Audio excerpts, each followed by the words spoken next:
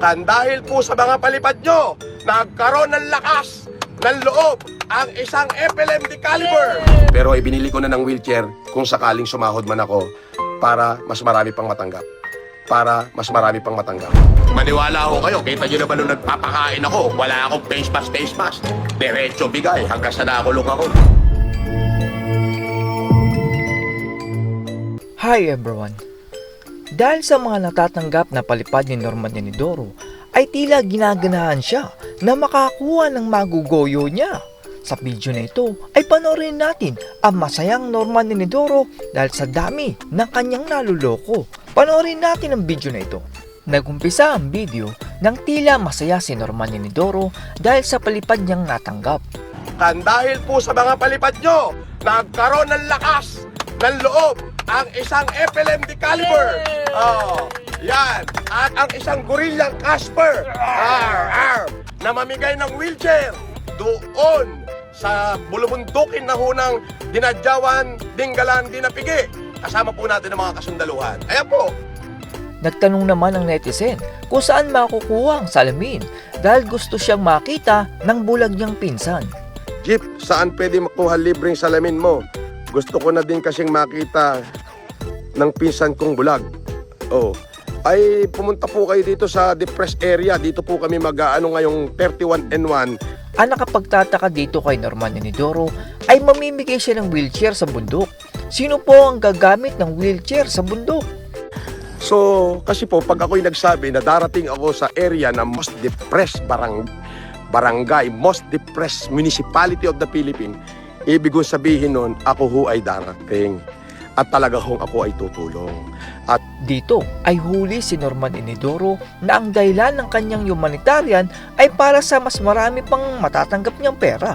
pagpalain kayo ng Diyos, ulitin ko po, yan ho mga pinalipad nyo na yan ma'am, ay makakarating po yan, marami po tayong matutulungan dyan. Opo, hindi ko po sosolohin yan, hindi ko po, although yan po ay dapat ay sweldo ko na kay YouTube, pero ang gagawin ko po, maliit man o malaki, ay ipinambayad ko ho yan sa wheelchair. Hindi pa ho ko tumatanggap ng sahod, pero ibinili ko na ng wheelchair kung sakaling sumahod man ako para mas marami pang matanggap.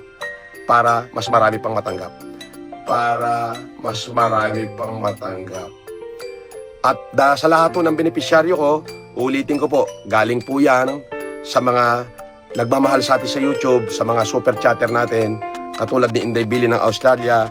At ito pa, 29 pesos galing kay JC, well recognized. Lumalabas naman sa bibig ni Norman Enidoro na hindi naman ibibigay sa mahihirap ang wheelchair kundi sa kasamahan lang din pala nila. Yung uhuging vlogger, ano masasabi mo, Casper? Masasabi ko lang sa'yo, isang matinding backshit.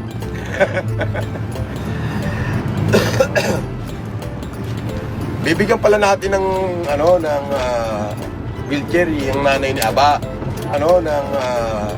Wheelchair yung nanay ni Aba.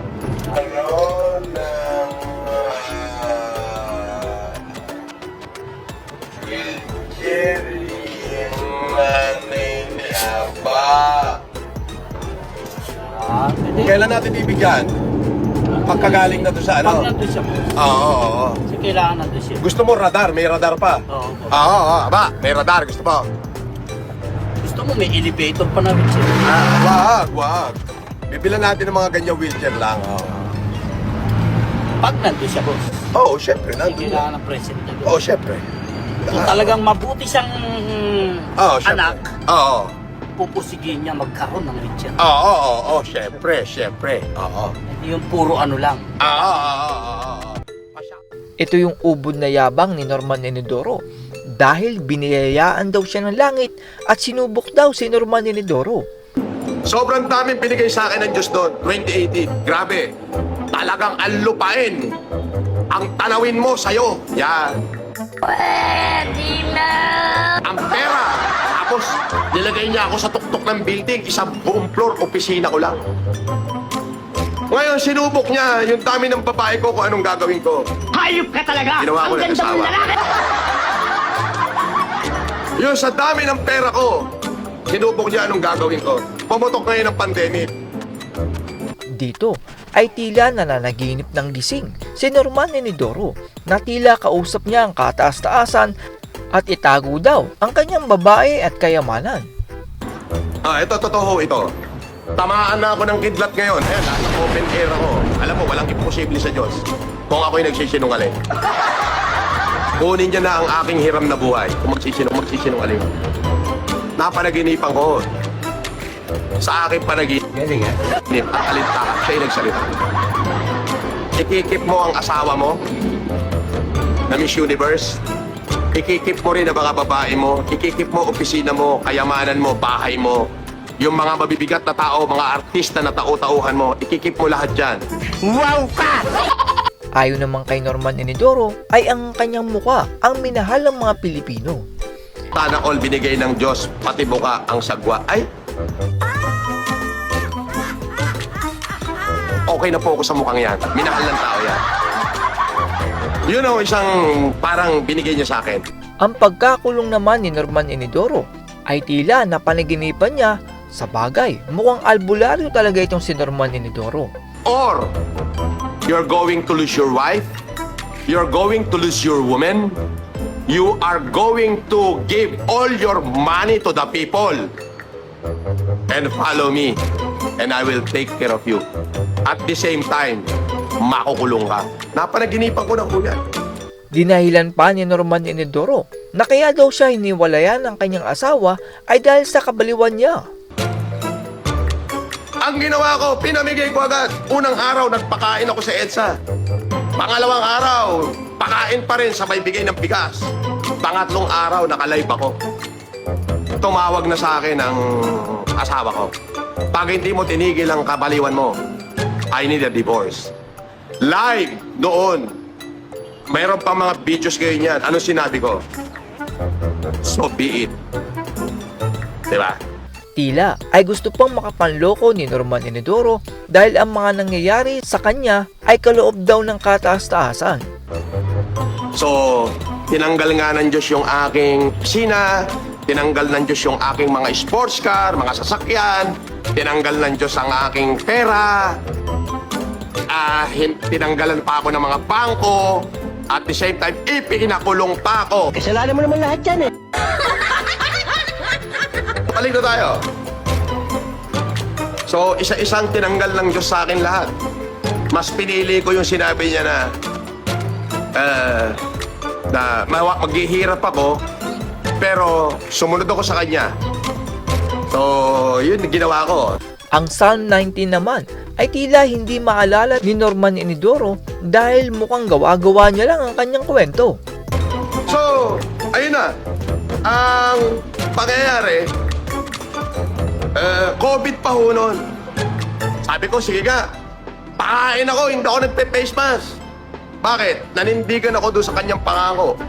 Sa Psalm 19.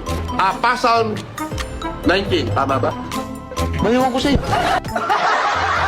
Hindi. Psalm 19 ba yan? Psalm 21 yata yan. Nanindigan ako sa sinasabi niya. Nakakatawa naman si Norman Enidoro dahil kahit may COVID ang buong selda daw noon ay hindi daw siya nagkaroon. Do not fear, for I am with you. Aba, maniwala ho kayo. Kita nyo naman nung nagpapakain ako. Wala akong face mask. Diretso bigay hanggang sa nakulong ako. Hindi ako nagka-COVID ni minsan. Gago! Yes, wala akong COVID. Kahit minsan. Biruin mo, na-lockdown na kami ng mga kasama kong bilanggo. Punong-puno ng COVID yung selda namin. Hindi po ako tinaplan ng COVID. Based daw sa experience ang sinabi ni Norman Enidoro kaya nagalit siya sa netizen nung binati ko siya. Abes, nagbigay ng 125. Wala ka nang ginawang tama, dinamay mo pa ang Diyos. Sa kakulaong mo, di ka natatakot sa Ay, ba't ako matatakot? Tanga! Bobo kayong dalawa ni makagago. Oo. Ba't ako matatakot? Totoong experience yung sinasabi ko. Makinig ka kasi nang hindi ka nabobobo. O sa bagay, si Tatanas ang iyong kahombre, di doon ka, tanga. bawal ka makinig dito, mapapaso ka. Salita ng Diyos to sinasabi ko eh. Bobo neto. At yan po ang mga nakakatawang mga sinabi ni Norman Inidoro. Bistado na ang diskarte ni Norman Inidoro na kesyo magbibigay ng wheelchair pero 3 piraso lang naman ang binili niya. At palalabasin niyang maraming Pilipino ang nakinabang sa kanyang 3 wheelchair lang naman. Ang matindi pa nito ay ang pinagbigyan lang naman niya ng wheelchair ay mismong mga tauhan niya. Ganun pa man, salamat pa din Norman Inidoro dahil nakakatawa ang ginagawa mo kahit bistado ka na. Basta wag lang po kayong magbibigay ng para sa mga humanitaryong kuno ni Norman Inidoro dahil ang pera nyo ay parang lobo na hindi nyo na makita dahil pumutok na pala. That's all everyone. Salamat sa inyong panonood. This is Chuck and you're watching Biker Drone.